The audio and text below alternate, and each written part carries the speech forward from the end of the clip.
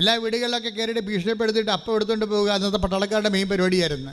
വസ്ത്രം എടുത്തുകൊണ്ട് പോവുക, പെണ്ണുങ്ങൾ മാത്രമുള്ള സ്ഥലത്ത് നിന്ന് അവരെ ഡിസ്റ്റർബ് ചെയ്യുക. ഇതാണ് അവരുടെ അഴിമതി. അന്നത്തെ റോമാൻ പട്ടാളക്കാരല്ലേ, അവരുടെ അഴിമതി അതാണ്, നമ്മൾ കണ്ടതാണത്, ബൈബിളുണ്ടത്. അപ്പോൾ ആരെയും ഭീഷണിപ്പെടുത്തരുത്. പിന്നെ എന്താണ്? വേതനം കൊണ്ട് തൃപ്തിപ്പെടണം.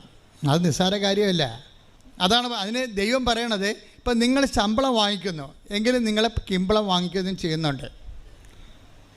എന്താ കാര്യം വെച്ച് കഴിഞ്ഞാൽ, കിമ്പളം വാങ്ങിച്ചു കഴിയുമ്പോൾ സ്വാഭാവികമായിട്ട് ദൈവം നിങ്ങൾക്ക് ഭക്ഷണം കഴിക്കാനും,